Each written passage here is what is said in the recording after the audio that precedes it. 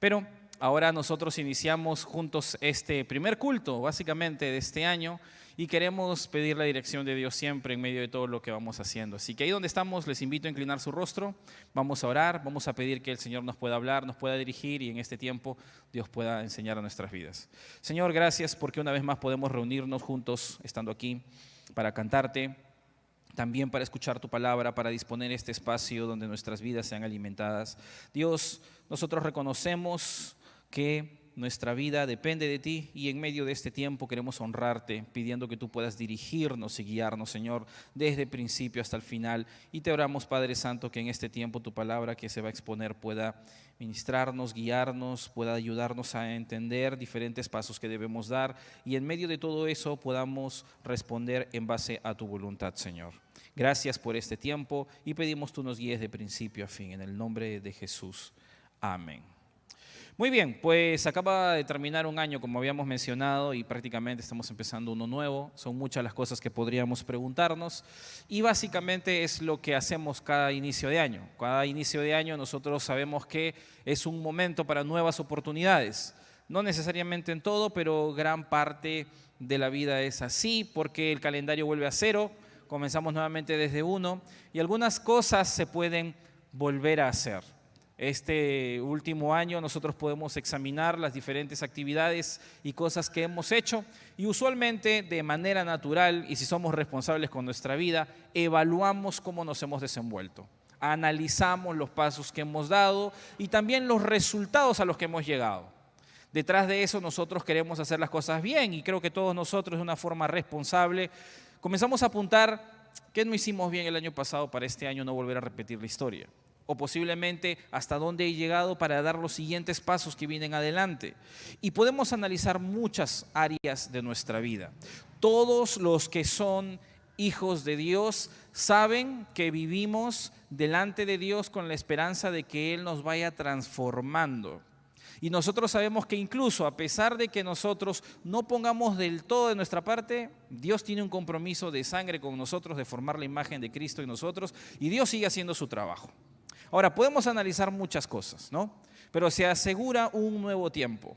Y cuando nosotros vamos a la Biblia, lo interesante de la Biblia es que podemos ver que no fue escrita en español, sino en otro idioma o en otros idiomas, y el Nuevo Testamento fue escrito en griego. Hemos hablado mucho acerca de eso.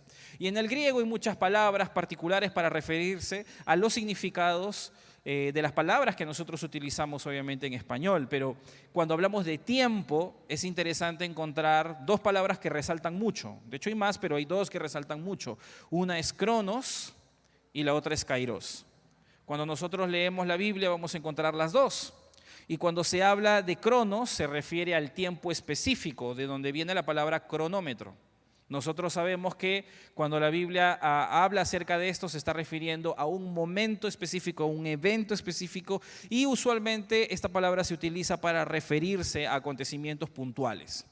Pero en la Biblia también encontramos otra palabra que se llama kairos. De hecho hay una librería que se llama Kairos, una librería cristiana, ¿no? ¿Y por qué es que esta palabra es importante? Porque esta palabra no se refiere a un evento específico, sino a una temporada, a una ventana de oportunidad, a un momento específico. Vamos a poner algunos ejemplos como para poder entenderlo. Aquellos que son padres tienen un kairos con sus hijos, tienen un tiempo para poder ministrarlos, enseñarles y guiarlos. Pero llegará un momento en la juventud donde ellos van a salir del hogar, van a asumir su responsabilidad, su adultez y ese tiempo se habrá terminado. Ya no habrá tiempo más para esto. Hay un momento específico que quizás nosotros no podríamos medir, tenemos diferentes oportunidades laborales, por ejemplo, y hay un momento puntual, posiblemente tú puedes recordar un pasado donde estuviste trabajando quizás en alguna empresa, en un momento donde quizás tuviste buenos recursos, quizás ya no es el momento, ese tiempo, ese kairos ya pasó. Como lo hayas administrado, como no lo hayas administrado, eso va a depender obviamente de tu diligencia. Hay momentos en nuestra vida y obviamente en la Biblia vamos a encontrar estos espacios. Nosotros hemos sido llamados a ser buenos administradores de lo que tenemos y por esa razón empezamos un nuevo año. Y en medio de este nuevo año nosotros podemos ver obviamente nuevas oportunidades, nuevas formas de poder acomodar nuestros tiempos y nuestras prioridades. Analizando lo que anteriormente ha sucedido, nosotros queremos crecer. Y algunas de las cosas que nosotros hacemos usualmente es evaluarlo. Ahora, cuando venimos a la palabra de Dios, nos preguntamos cómo hacemos eso. ¿Cómo empezamos bien?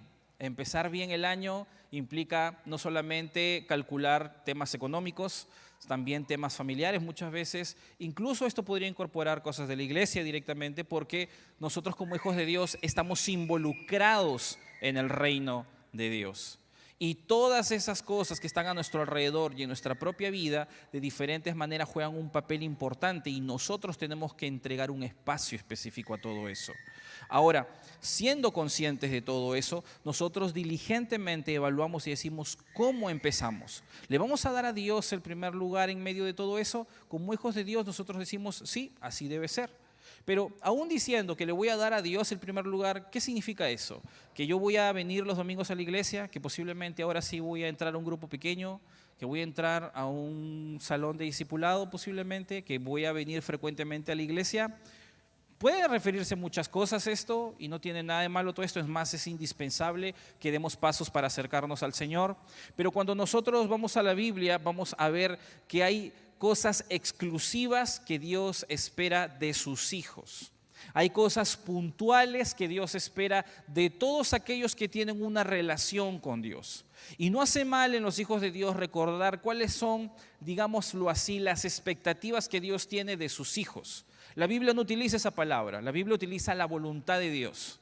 Cuando nosotros vamos a la Escritura, nosotros sabemos que Dios tiene una voluntad para sus hijos. A veces pensamos que la voluntad de Dios se refiere solo a las cosas específicas que van a suceder en nuestra vida, pero cuando nosotros vamos a la Biblia nos damos cuenta que la voluntad de Dios es todo lo que Dios ha destinado para sus hijos, ha propuesto para ellos, y nosotros hemos sido llamados a vivir en esa voluntad. Podemos vivir fuera de ella, de hecho, pero hay cosas específicas que Dios espera de nosotros. Entonces vamos a ir a la palabra de Dios para poder entender específicamente qué es parte de esa voluntad. Podríamos encontrar muchas partes en la Biblia, pero yo quiero invitarte a Colosenses capítulo 3, versículo 1 en adelante. Vamos a leerlo juntos. Vamos a leer dos porciones del capítulo de Colosenses capítulo 3, versículo 1.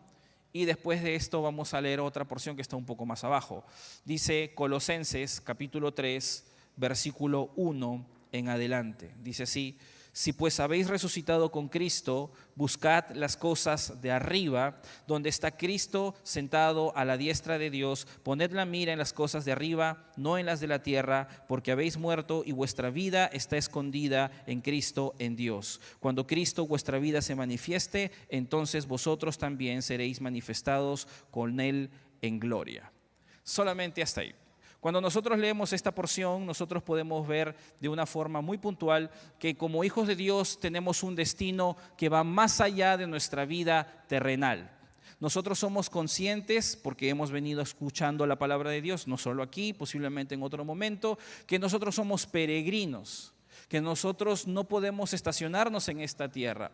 Y es muy cierto que es muy fácil como hijos de Dios engañar nuestro corazón, nuestra mente, y muchas veces terminar de vivir haciendo cosas para el presente y no para la eternidad.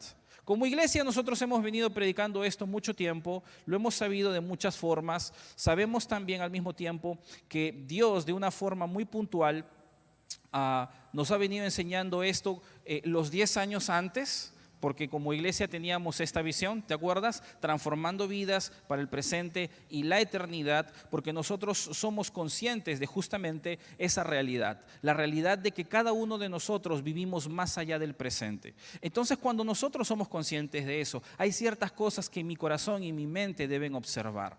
Como hijo de Dios, para mí es muy fácil mirar lo que tengo en este preciso instante, el alimento, la familia, y todo eso somos diligentes para poder atender. Cuando nosotros vemos este versículo, vemos que Dios nos está diciendo, si hemos sido rescatados del pecado, si hemos sido traídos a la familia de Dios, entonces se espera algo específico en nosotros. ¿Y qué es eso que se espera? Que nosotros podamos vivir mirando más allá del tiempo presente. Entonces, ¿qué es aquello exactamente que se espera ver en nuestra vida? Para que nosotros podamos ser conscientes de eso, que nuestra vida pueda mortificar directamente el pecado. Si tú ves conmigo los siguientes versículos, lo vas a poder entender. Si lees conmigo, por favor. A ver, permíteme un minuto. Ahora sí, dice ahí, versículo 5, haced morir pues lo terrenal en vosotros: fornicación, impureza, pasiones desordenadas, malos deseos y avaricia, que es idolatría. Cosas por las cuales la ira de Dios viene sobre los hijos de desobediencia, en las cuales vosotros también anduvisteis en otro tiempo, cuando vivíais en ellas. Cuando nosotros leemos esta primera parte, se nos dice de una forma puntual, si hemos sido resucitados con Cristo, entonces se espera de nosotros erradicar las prácticas pecaminosas que teníamos. Como dice el texto, cuando nosotros vivíamos sin Cristo, esto era parte común de la conducta de las personas que no conocen a Cristo. Y nosotros como hijos de Dios debemos erradicar este pecado en nosotros. Por eso dice el versículo 5, haced morir. Es más que obvio que como hijos de Dios toda esta lista de pecados para nosotros no es nuevo. Incluso gran parte de estas cosas en el mundo son abiertamente vergonzosas.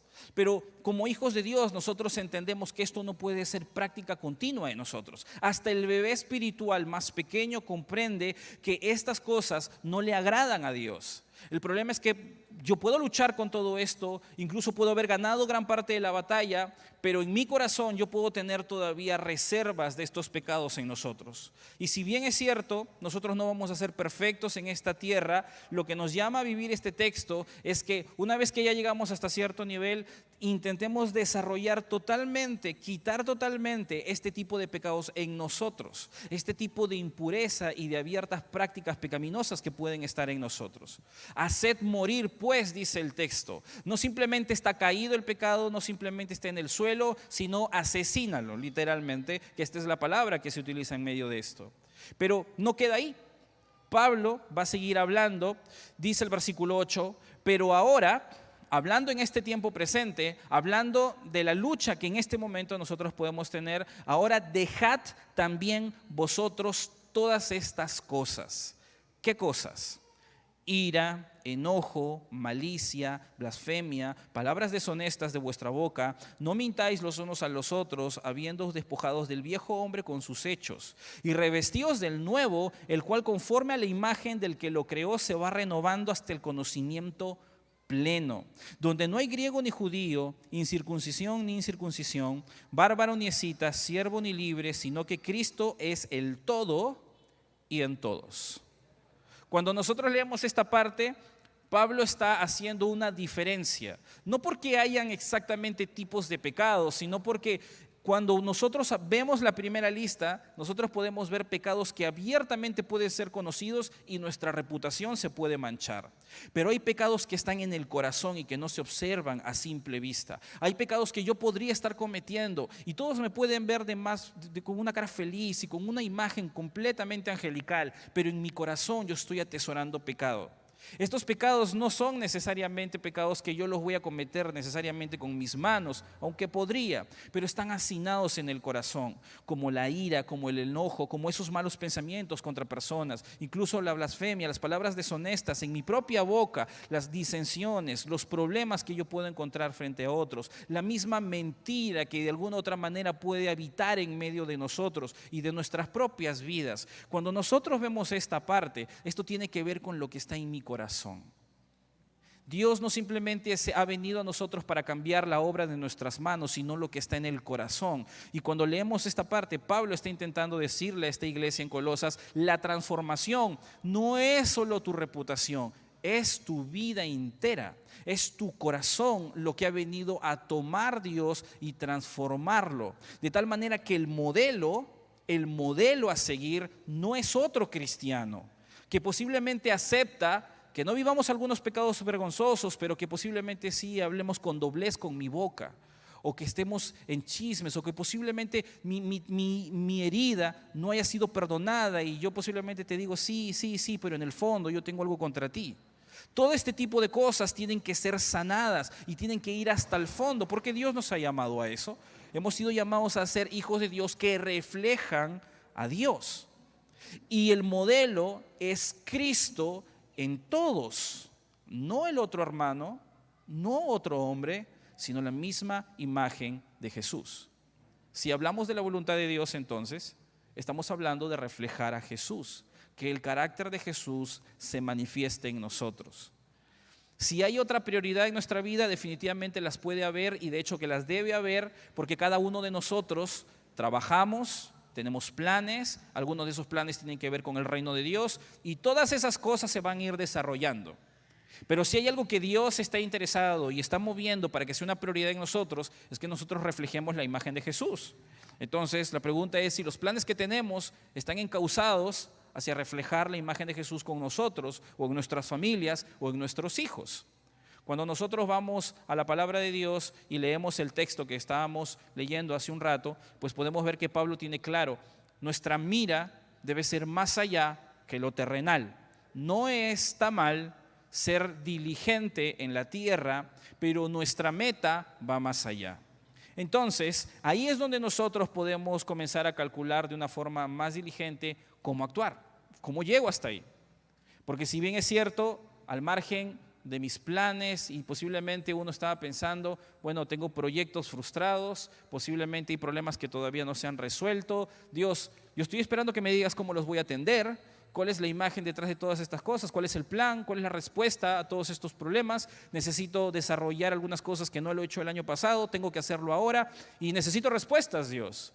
Bueno, Dios de una forma muy puntual en toda la palabra de Dios, de hecho que nos va a guiar si estamos en conexión con Él, pero no podemos obviar la prioridad de Dios, que es reflejar su imagen.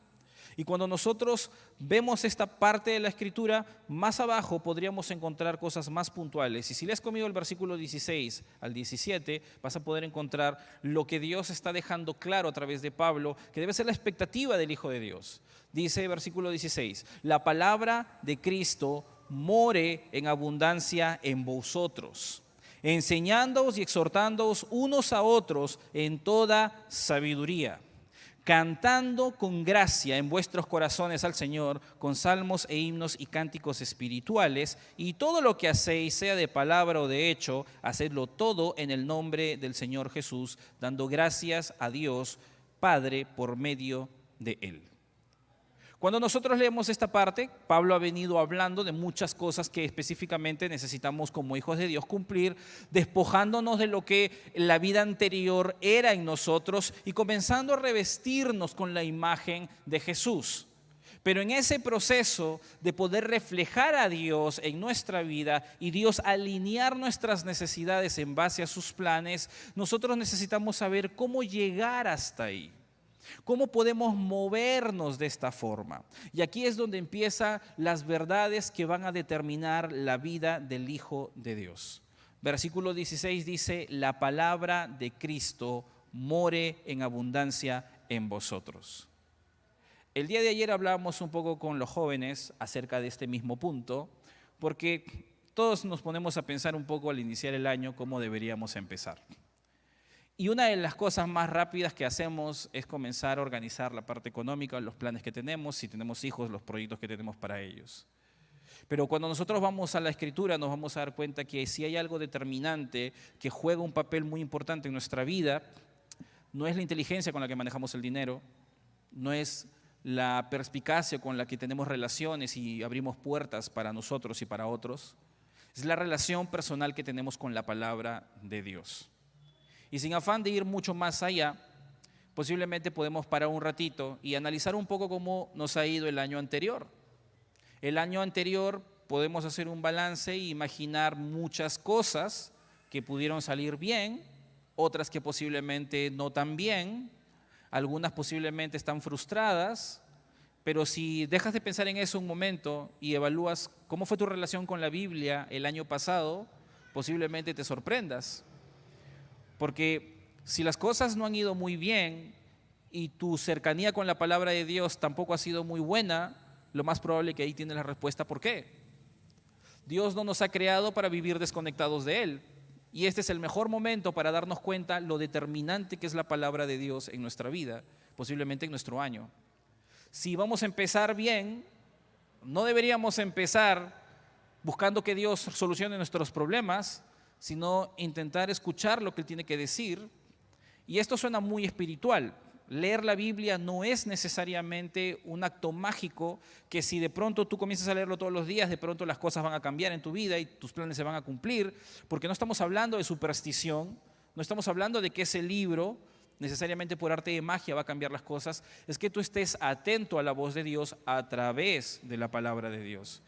Pablo lo tenía muy claro, por esa razón entendía que si el Hijo de Dios tiene muchas actividades que cumplir, tenía muchas responsabilidades que desarrollar y muchas cosas que iban a competir con Dios, él tenía muy claro que habían cosas, elementos que Dios había dejado muy determinantes para que el Hijo de Dios dé los pasos que Dios espera.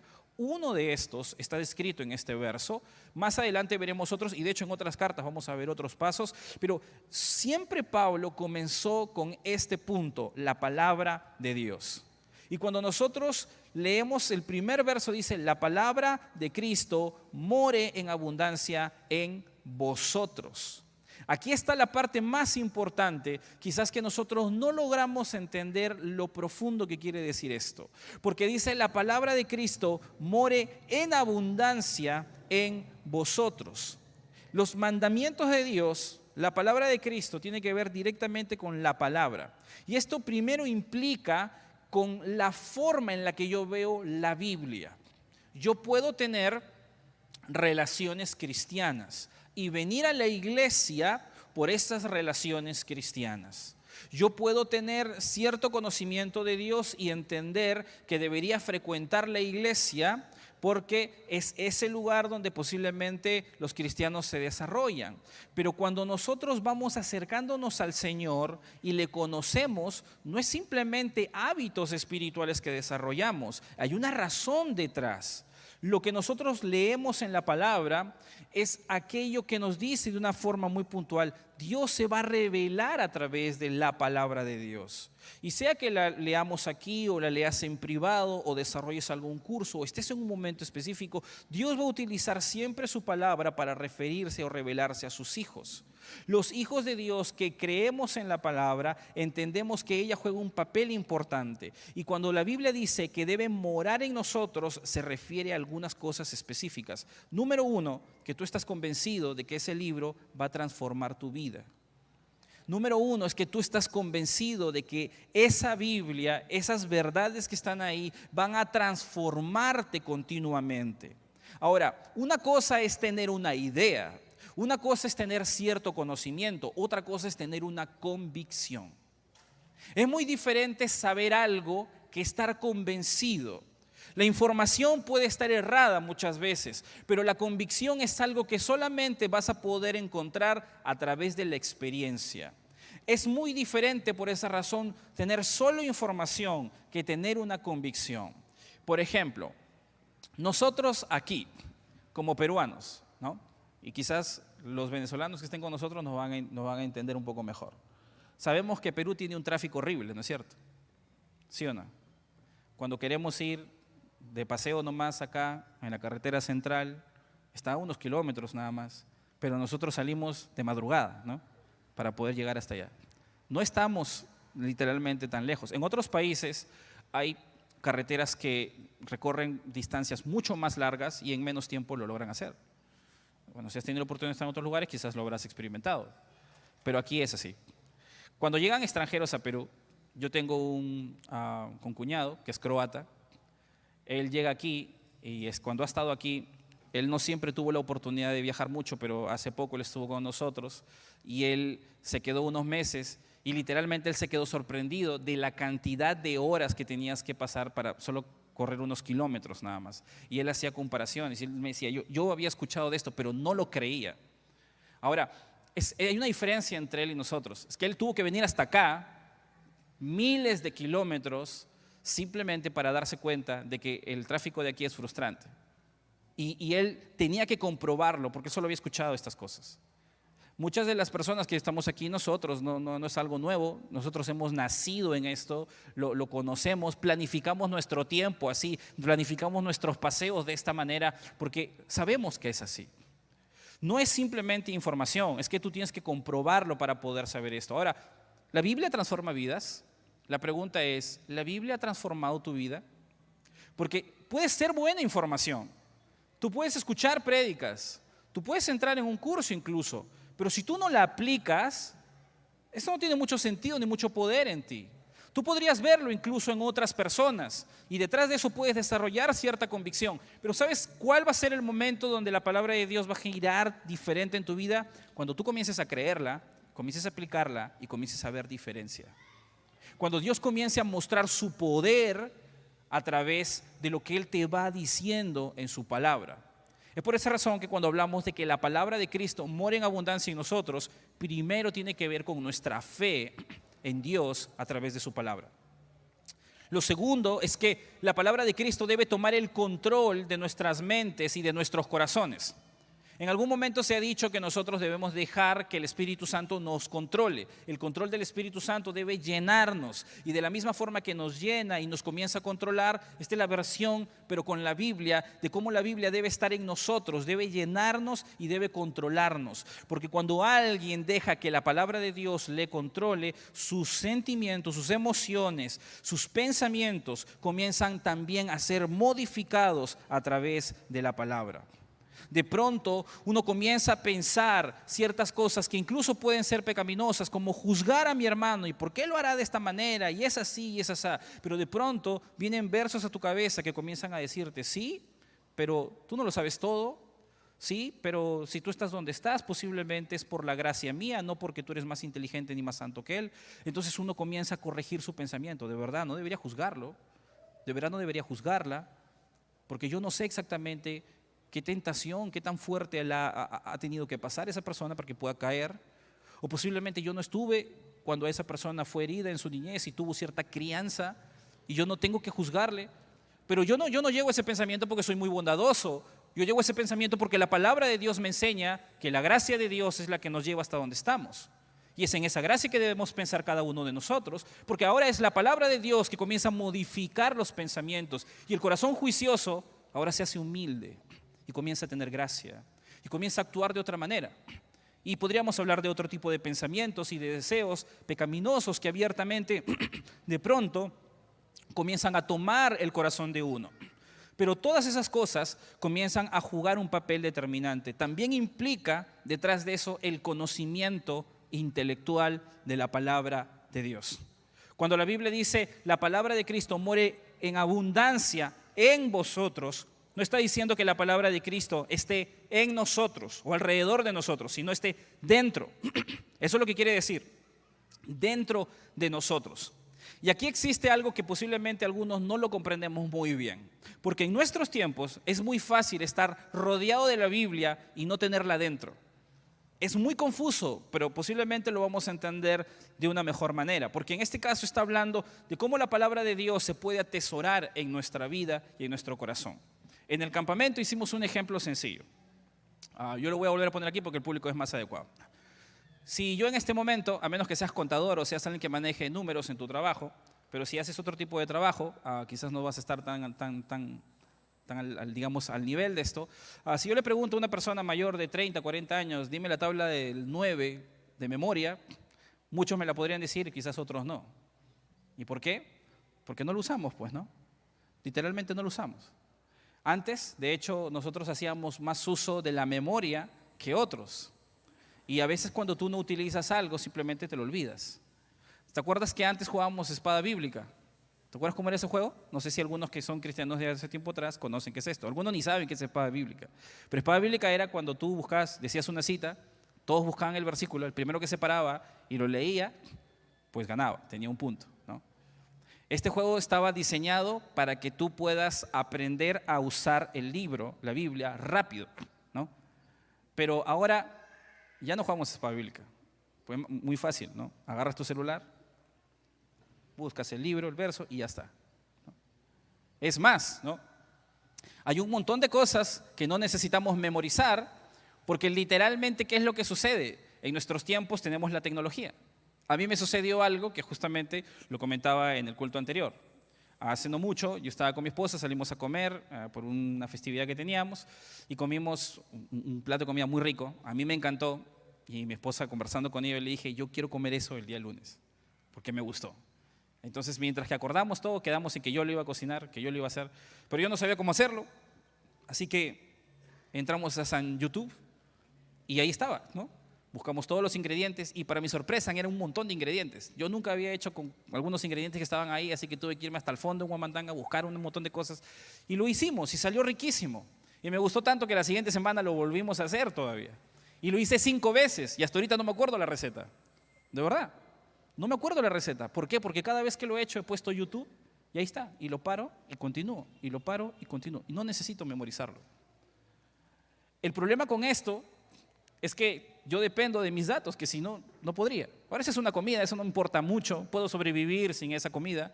El problema es que yo no puedo sobrevivir sin la palabra de Dios. Y el problema es que en nuestros tiempos tenemos un montón de cristianos con Biblia en su celular, pero no en su corazón. Es muy fácil publicar versículos cristianos.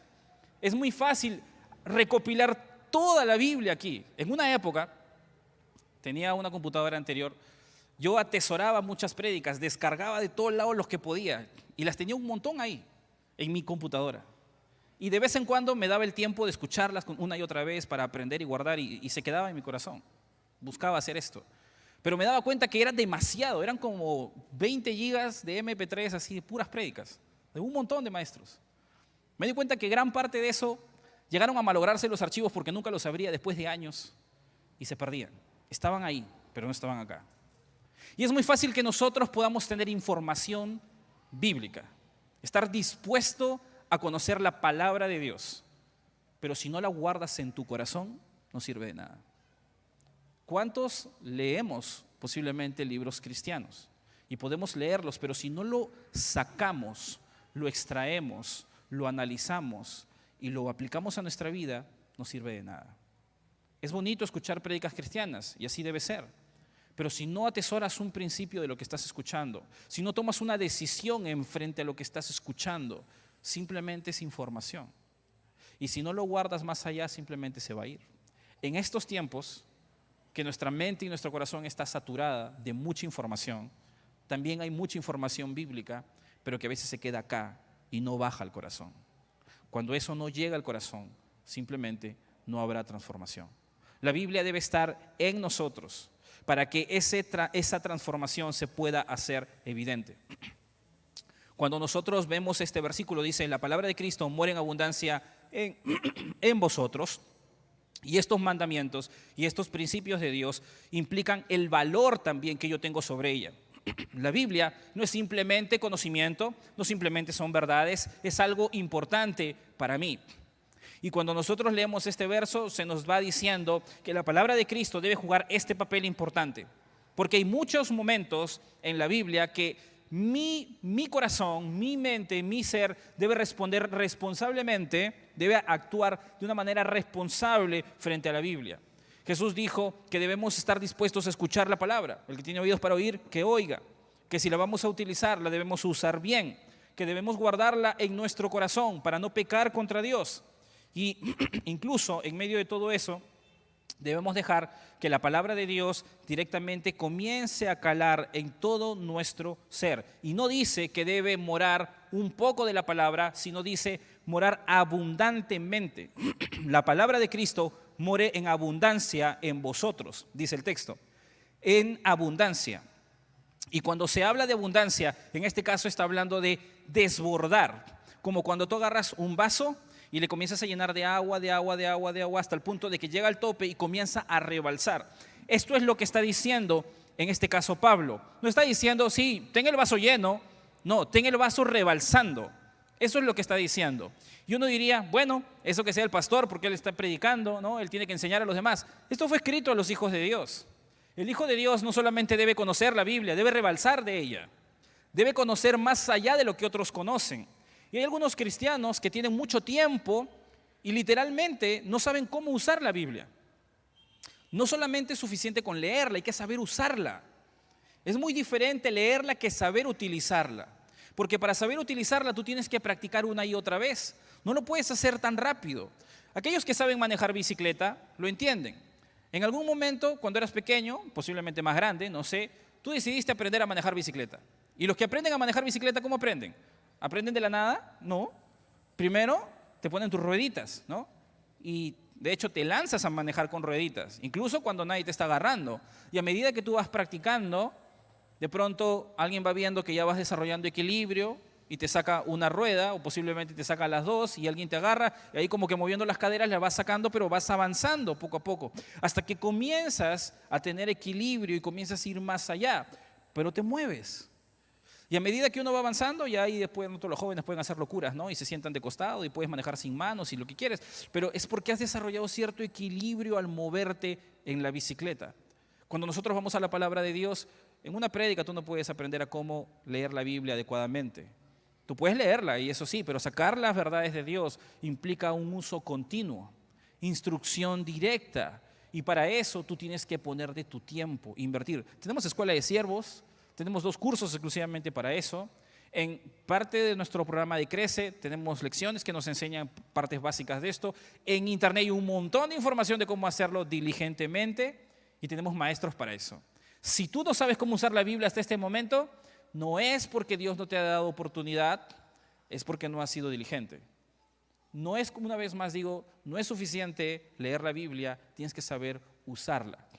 Digamos que tienes un problema. ¿Sabes cómo ir a la Biblia y encontrar versículos directamente que resuelvan esto? ¿O qué piensa Dios acerca de estos problemas que tienes? ¿Cuál es el más grande problema que tienes en este momento en tu cabeza? Que tienes que resolver. ¿Te has preguntado qué dice la Biblia exactamente acerca de eso? Porque si hay algo serio que tú deberías hacer, si quieres que la palabra de Cristo muera en abundancia en ti, deberías sentarte un rato y comenzar a buscar información acerca de ese problema, como está en la Biblia. Porque la Biblia tiene respuesta para todo esto. Yo te puedo asegurar que si tú eres diligente en buscar, vas a encontrar respuestas. Por eso la palabra de Dios debe morar abundantemente en nosotros, de tal forma que se vean ciertos síntomas. Y aquí es donde nosotros podemos darnos cuenta si realmente la palabra de Cristo mora en nosotros. Si tú eres un líder, siervo, alguien que comparte la palabra y tú dices, bueno, yo soy alguien que enseña, entonces supongo que la Biblia debe estar morando en mí, ¿no? Bueno, Pablo no lo dejó al aire, dejó algunos síntomas muy claros que serían la evidencia de que en ti se está viendo la palabra de Dios desbordar. Y por esa razón dice, enseñándoos y exhortándoos unos a otros en toda sabiduría. Si nosotros leemos esta parte, vemos que Pablo está diciendo que cuando la palabra de Dios comienza a desbordar de ti como un vaso que al ser lleno de agua y de pronto el líquido comienza a caerse, moja lo que está a su alrededor, una de las cosas que va a suceder es que la palabra de Dios que está morando en ti, que está transformándote a ti, no se queda solo en ti. Tú comienzas a permearla a los demás.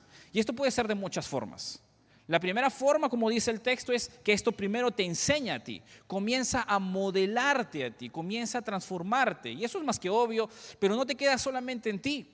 Es que ahora tú ya no te quedas chismeando de otro cuando ves que está andando inadecuadamente. Es que posiblemente detrás de esto tú no simplemente dices, bueno, ya ese es su camino, su problema. No, es que tú amas a tu hermano y tú te acercas a él y con amor y gracia le comienzas a corregir. No estamos hablando de que tienes que ser ahora alguien que está mirando todos los errores de los demás, porque esa no es la idea. Es que cuando tú ves que tu hermano que está cerca a ti está cometiendo un error, tú vas con gracia y le corriges. Por eso dice ahí, enseñándoos y exhortándoos, que significa animarnos unos a otros en toda sabiduría. Ahora, esto no significa que yo voy a estar como un policía espiritual mirando a ver cómo cae mi hermano, porque esta no es la idea. La idea detrás de eso es ganar a mi hermano. Y dice, con sabiduría. No estamos diciendo, mira, yo sé que tú estás mal y te voy a corregir. No, esa no es la idea. La idea no es demostrar que tú sabes más. La idea no es demostrar que tú conoces lo que le está pasando. La idea es mostrarle la gracia y el amor a nuestro hermano para ganarlo. Y esta es solo una forma de esto. Porque la persona que comienza a rebalsar en la palabra de Dios no solamente se queda con la palabra para sí mismo, no solamente ve que hay necesidad a su alrededor, posiblemente los más cercanos, sino que hace intencionalmente lo necesario para llevar esa palabra a otros. Y posiblemente aquí tú puedes ver que esta persona que comienza a ser desbordada con la palabra de Dios se da cuenta que otros también necesitan de la palabra de Dios y comienza a sentir carga por enseñar a otros, por compartir a otros.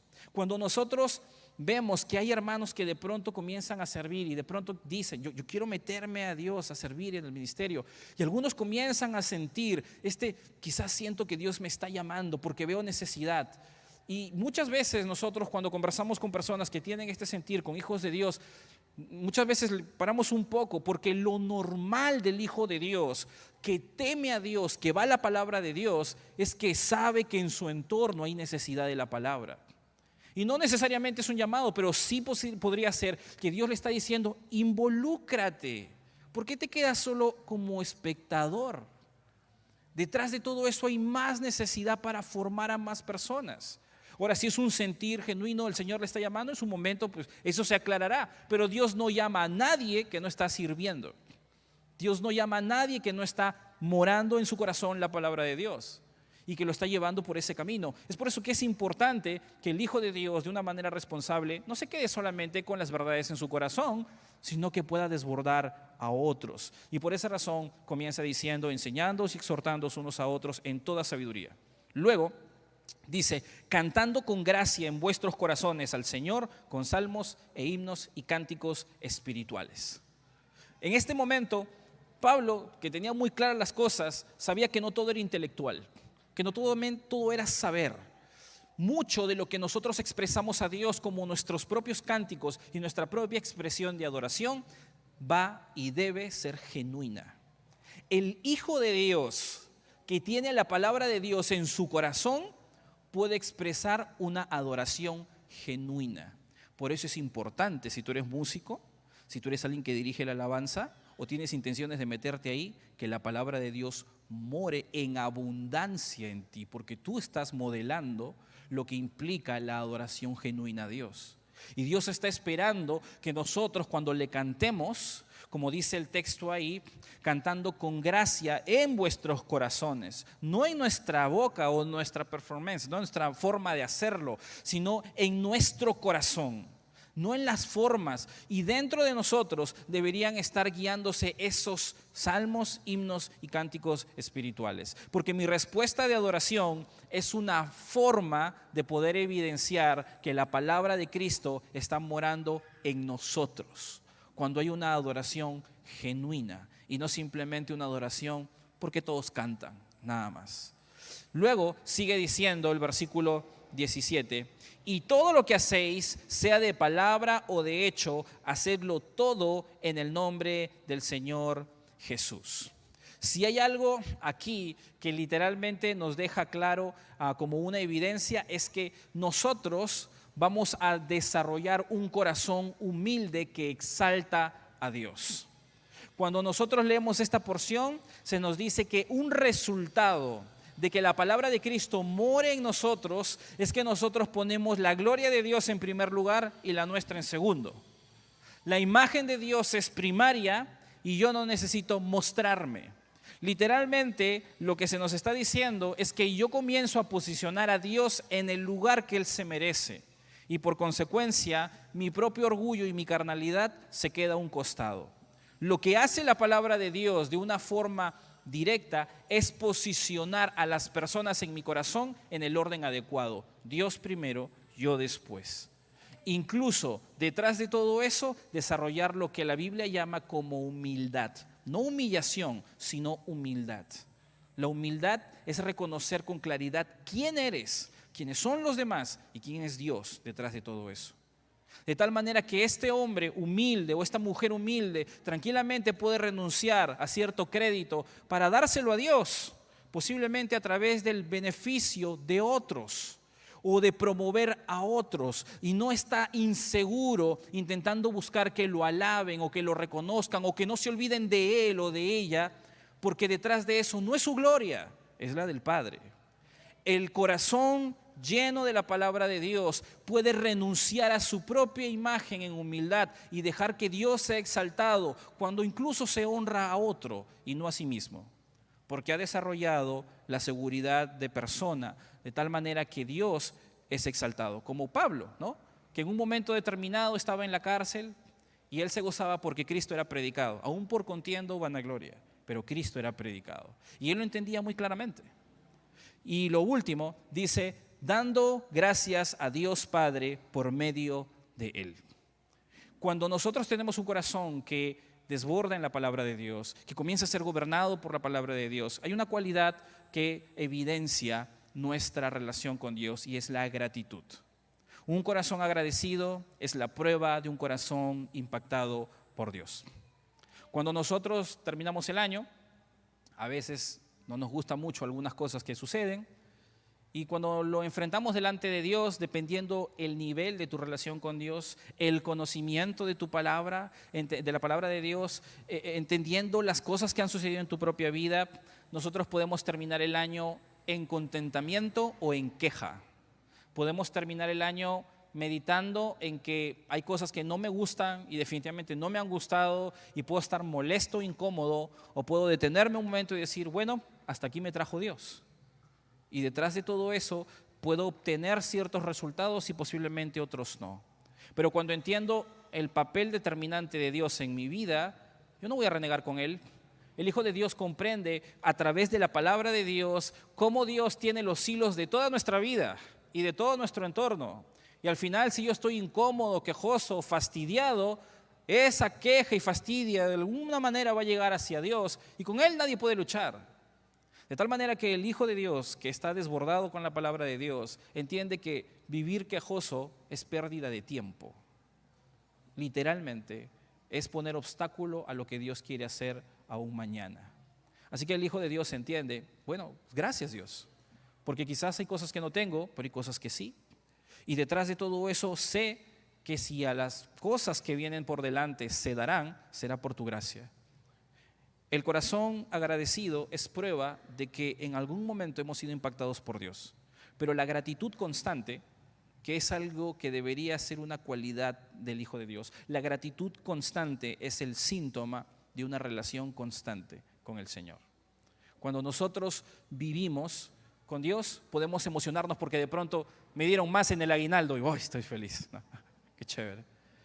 Pero cuando no es así y cuando de pronto las cosas no van como nos gustan, o cuando posiblemente las cosas van más allá y estamos en rojo, no necesariamente económicamente, sino de otra forma, pero seguimos con la actitud agradecida a Dios, no estamos hablando de conformismo, estamos hablando de la actitud de mi corazón para con el Señor. Esto refleja la madurez y el conocimiento que la palabra de Dios tiene en nosotros. Y todo eso se va a evidenciar en nuestro trato con los demás. La palabra de Cristo debe abundar en nosotros. Es un nuevo año. Es un nuevo tiempo. Cada una de las cosas que hacemos definitivamente tendrán consecuencias. Queremos hacerlo bien, todos queremos hacerlo bien. Y si vamos a empezar, empecemos con la palabra de Dios. Muchas son las cosas que tenemos que atender, decía Lutero. Por eso voy a dedicar las 3 primeras horas de mi vida a estar en la presencia del Señor. Él creo que comenzaba a las 3 o 4 de la mañana. Yo no te digo que hagas eso, pero si vas a empezar bien, empieza con la palabra de Dios. Te invito ahí donde estás a inclinar tu rostro y dirigirnos a Dios en oración.